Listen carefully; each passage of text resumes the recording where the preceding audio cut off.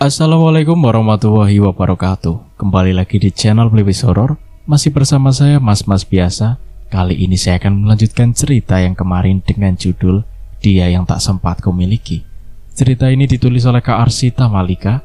Jadi buat kalian yang ingin membaca ceritanya secara langsung, kalian bisa kunjungi link dan profil yang sudah saya sertakan di deskripsi.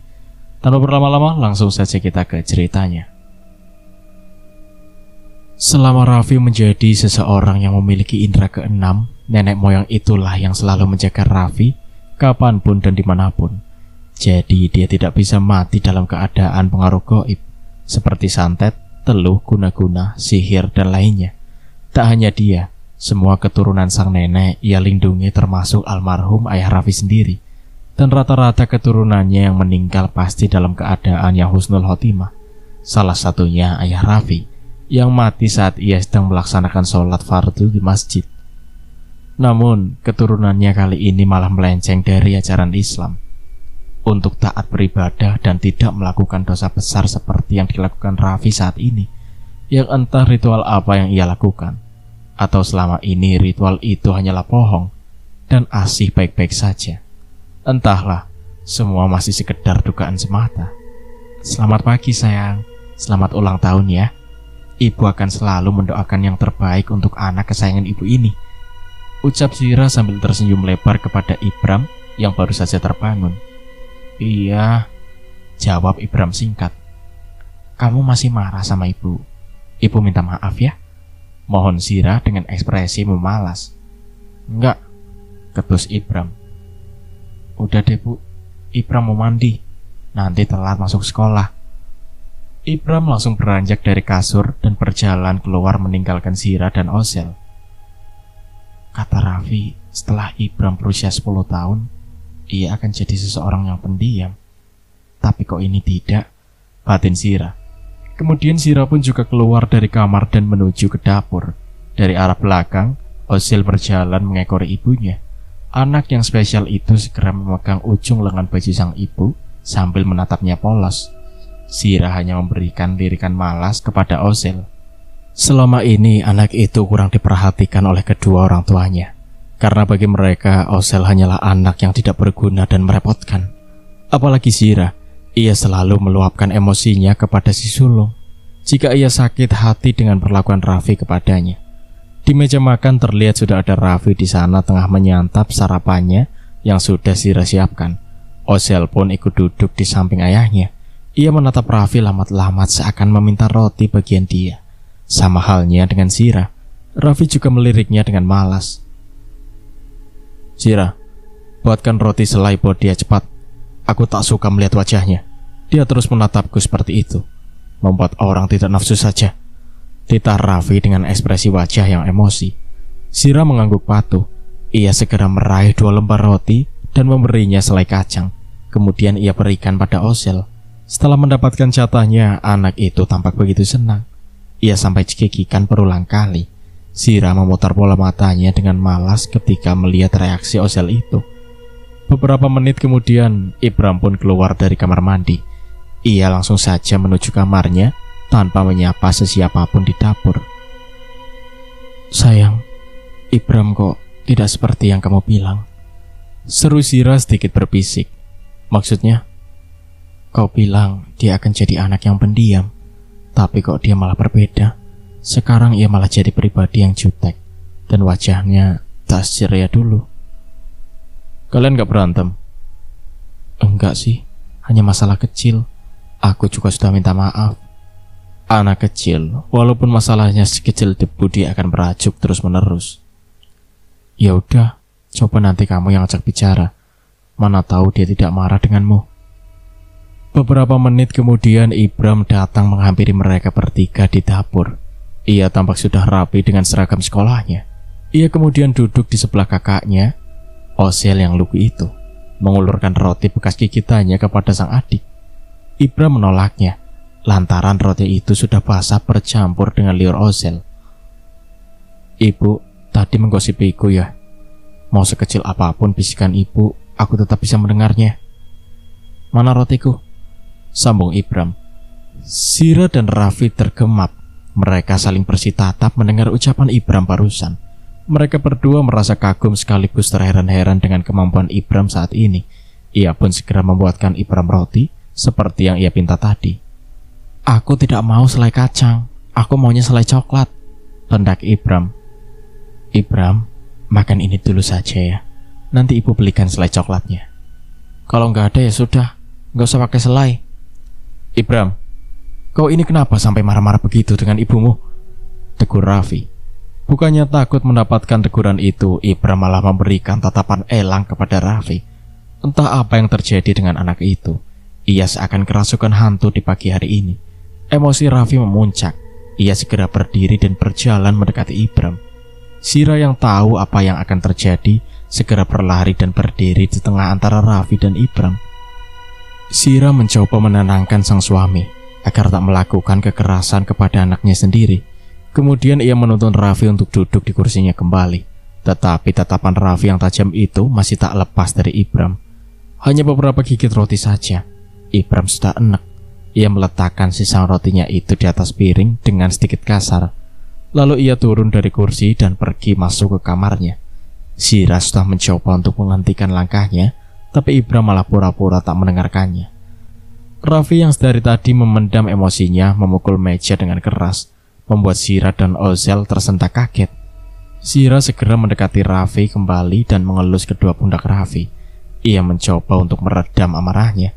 Namun sama saja dengan Ibram, Raffi juga tak mendengarkan ucapan Sira. Ia begitu kesal melihat mereka berdua.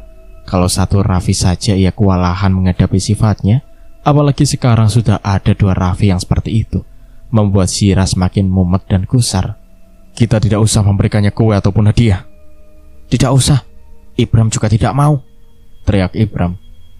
Sudah sayang, biar aku saja yang bicara dengannya, ucap Sira memohon, karena Raffi lagi-lagi ingin menghampiri Ibram. Tidak usah ibu, aku sudah mau berangkat ke sekolah, teriak Ibram lagi. Terlihat Ibram sudah keluar dari kamarnya sambil menenteng tasnya. Ia terus berjalan keluar rumah tanpa menoleh sedikit pun ke arah dapur. Sira hanya diam melihat Ibram pergi ke sekolah sendirian. Singkat cerita, Ibram sudah pulang. Wajah anak itu masih tetap cemberut seperti tadi pagi. Sira yang melihatnya segera menghampiri Ibram dan mengajaknya bicara dengan kepala dingin. Aku kesal ibu. Semua temanku mengatakan kalau aku ini aneh, suka bicara sendiri. Padahal aku sedang berbicara dengan seseorang, tapi mereka pura-pura tidak melihatnya dan mengejek diriku, teriak Ibram. Sabar sayang. Rasanya aku ingin mencakar wajah mereka satu persatu, ucap Ibram begitu geram. Sejak kapan kamu punya pikiran sejahat itu? Perasaan Ibram anaknya lemah lembut deh kayak ibu, tegur Sira. Diam, kalian jangan menertawakanku, Ibram berteriak sambil melemparkan tasnya ke sudut ruangan di belakang Sira. Siapa yang menertawakanmu? Ibram pun menunjuk ke segala arah. Sira tertegun. Ia baru sadar kalau saat ini mata Ibram tengah menangkap makhluk tak kasat mata yang menghuni rumahnya. Jumlahnya tak tanggung-tanggung. Ia seakan menunjuk puluhan makhluk gaib itu di rumahnya. Sebanyak itu, apa-apaan ini? Yang dikatakan Raffi berbeda dengan yang terjadi saat ini. Bukannya menjadi anak yang pendiam, Ibram malah jadi anak yang temperamen, batin Sira. Sira pun menyuruh Ibram untuk mengganti pakaiannya dulu, kemudian makan siang. Sementara itu otaknya masih berpikir keras dengan apa yang terjadi kepada Ibram. Semua rentetan kejadian ini membuat Sira menguras banyak energi. Setelah Ibram mengganti pakaiannya, bocah itu terus berjalan memasuki dapur. Sira pun berjalan mengekorinya. Ia siapkan semua piring, sendok garpu, nasi, dan lauk pauk di atas meja untuk Ibram. Ibu jangan duduk, tegur Ibram. Sira yang baru saja ingin menjatuhkan bokong di atas kursi tiba-tiba ditegur Ibram. Loh, kenapa? Ibu tidak lihat semua kursi ini sudah ada yang mendudukinya, jelas Ibram. Sekali lagi omongan Ibram membuat Sira terperangah. Ia memandangi semua kursi dan membayangkan ada hantu-hantu yang ikut duduk di meja makan itu bersama Ibram. Sira juga terlihat mulai tak nyaman dengan kelakuan Ibram saat ini. Mungkin inilah yang membuat teman-teman Ibram menyebutnya aneh. Apalagi dengan mereka yang belum terlalu mengerti dengan dunia mistis. Karena seandainya Ibram bukan anaknya, Zira mungkin sudah menjauhi dan ikut mengolok-oloki Ibram. Ibram, jangan berlebihan. Mereka semua itu hantu. Apa kamu tidak takut dengan tampilan mereka yang menyeramkan? Menyeramkan apanya, Bu? Mereka semua bersih dan rapi, bantah Ibram. Pantas saja anak ini tidak takut. Rupanya hantu-hantu ini pandai memperdaya Ibram. Tapi kenapa mereka harus merubah penampilannya agar tidak seram di mata Ibram? Zira bergumam di dalam hatinya. Mending ibu keluar saja. Aku mau makan, gak mau diganggu. Dengan perasaan yang berkecamuk, Zira mengikuti apa yang dikatakan oleh Ibram. Daripada terus berdebat dengannya yang tak ada habisnya. Mungkin karena Ibram masih kecil, jadi belum terlalu mengerti dengan hal-hal seperti itu. Ia duduk di atas sofa sambil memandangi Ibram yang sedang menyantap makan siangnya. Perasaan Zira bercampur aduk melihat tingkah laku Ibram. Anak itu makan sambil berbicara sendiri. Raffi yang baru datang dari luar itu segera menghampiri Zira yang terlihat cemas itu. Kau kenapa? Zira mengusap rambutnya ke belakang dengan kasar sambil mengembuskan nafas panjang. Aku pusing dengan kelakuan Ibram.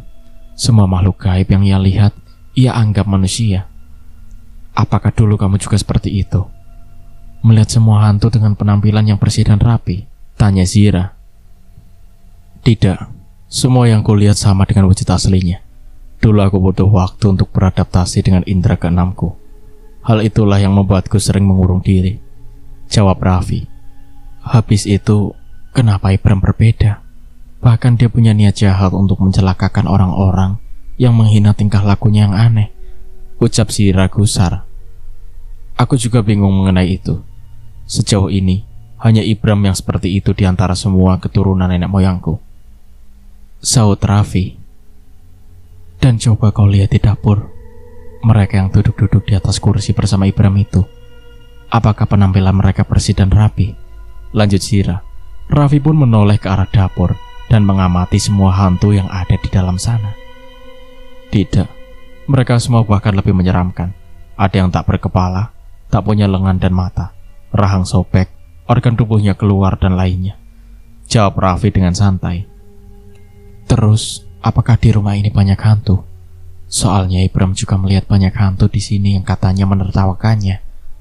Aku juga sedikit terkejut tadi. Kenapa bisa rumah ini dipenuhi oleh hantu-hantu?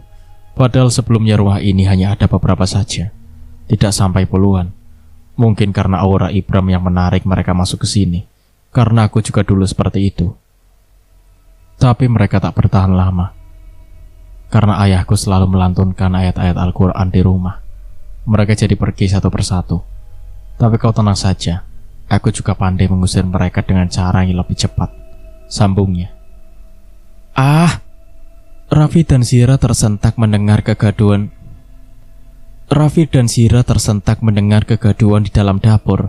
Dengan cepat mereka berlari menuju ke dalam dapur.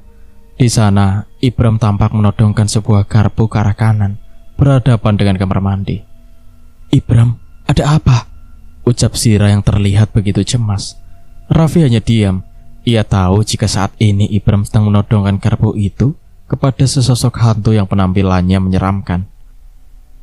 Tenanglah dulu Zira, kita lihat apa yang akan dilakukan oleh Ibram, titah Raffi. Pergi kau dari sini, jika tidak, garpu ini akan menghancurkanmu, ancam Ibram pada hantu itu. Beberapa detik kemudian Ibram terlihat semakin marah. Ia berlari mendekati hantu itu, menjatuhkan tubuhnya ke lantai, kemudian menusuk-nusuk tubuh hantu itu. Raffi terheran, mengapa garpu itu bisa menyakiti hantu tersebut? Padahal ia bukan manusia, seharusnya tidak merasa sakit ataupun terluka. Karena dari penglihatan Raffi, sosok itu terluka karena tusukan garpu yang Ibram tusukkan kepadanya. Sedangkan Zira merasa bingung, ia tak bisa mencerna dengan apa yang sedang terjadi.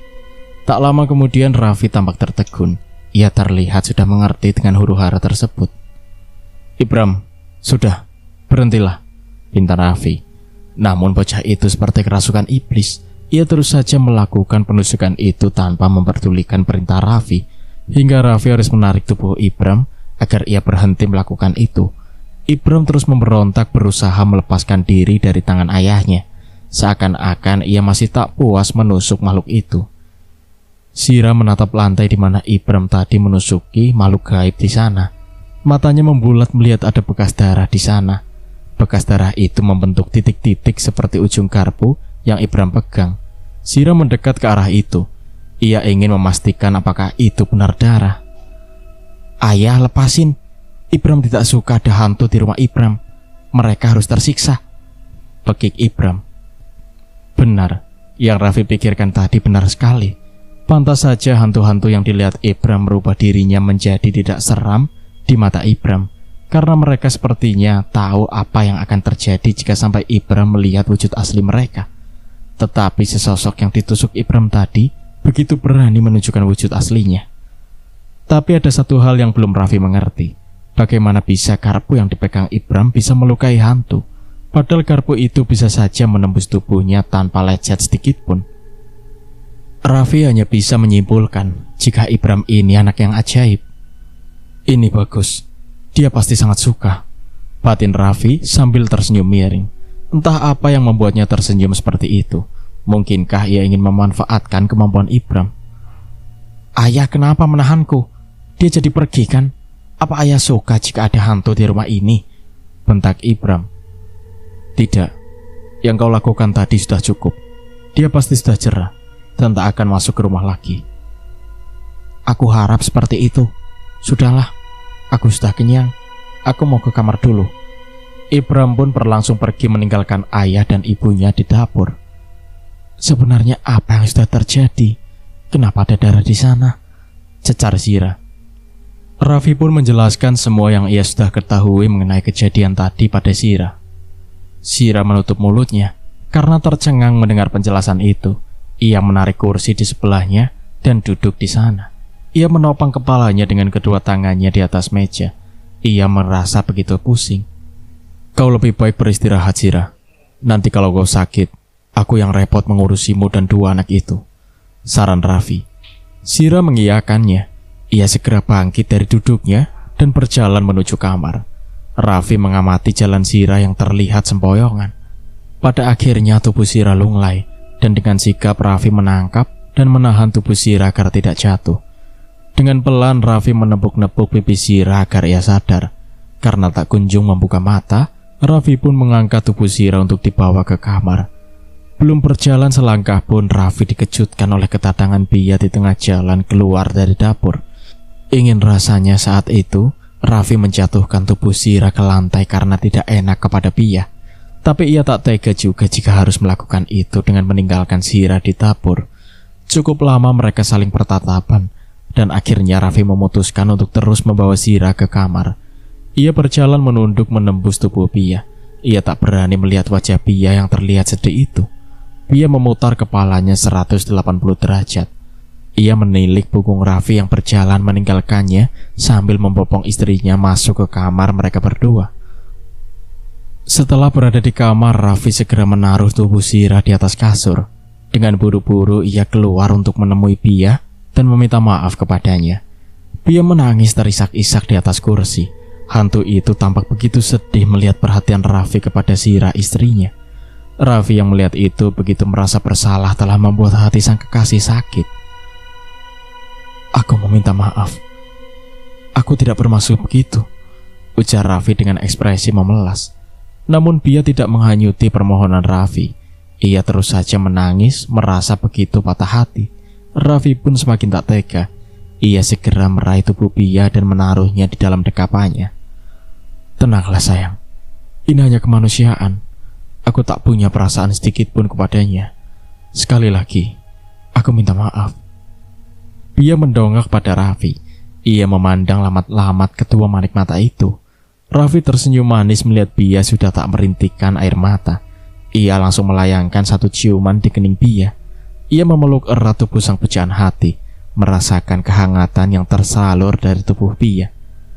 Nah, beginilah yang diinginkan Sira tempo hari.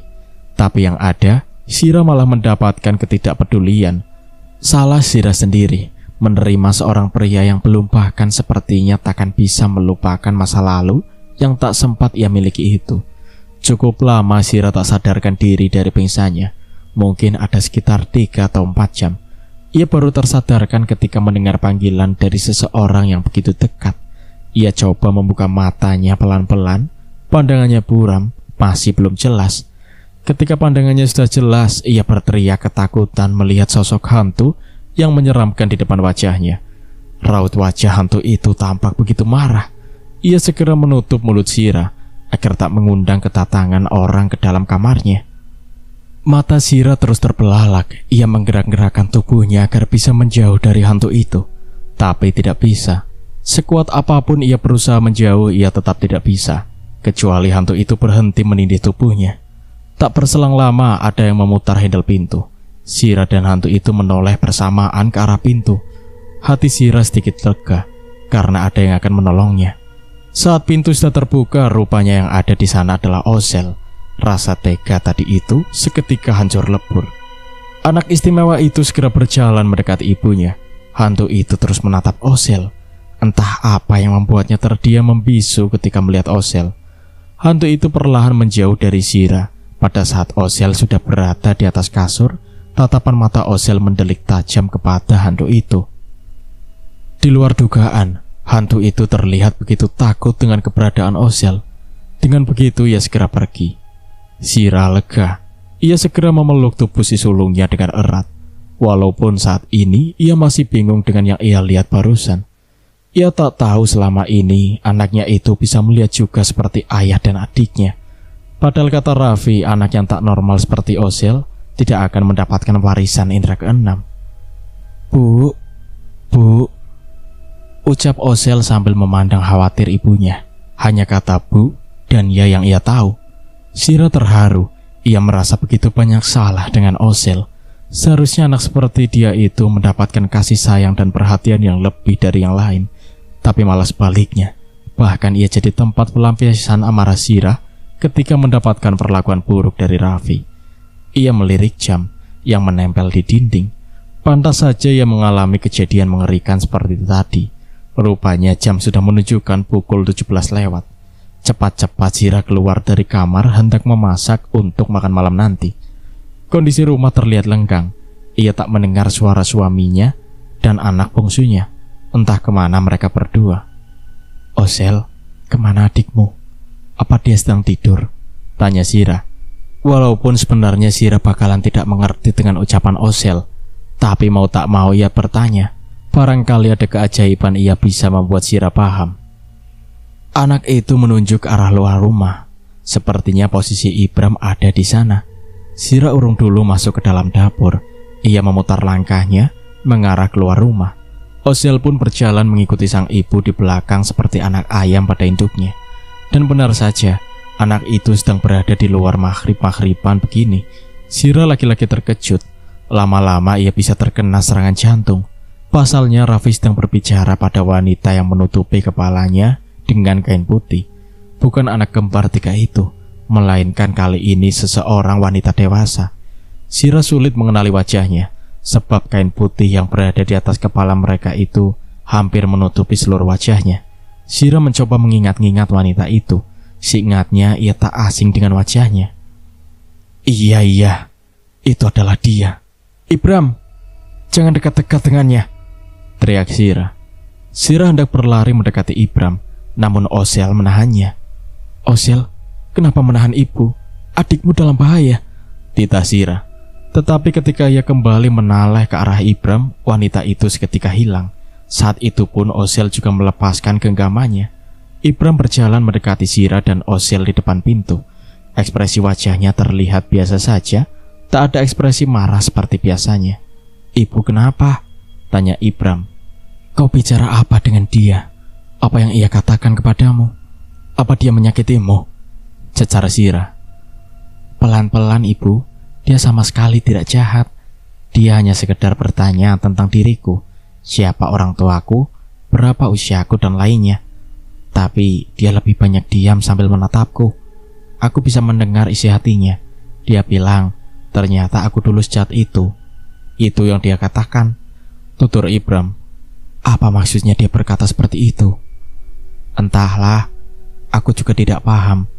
Aku masuk dulu. Aku gerah mau mandi, ucap Ibram sambil melangkah masuk ke dalam rumah. Setelah ia menjadi indigo, ucapan Ibram terdengar seperti orang dewasa.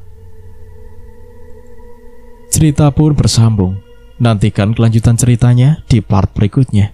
Terima kasih. Wassalamualaikum warahmatullahi wabarakatuh.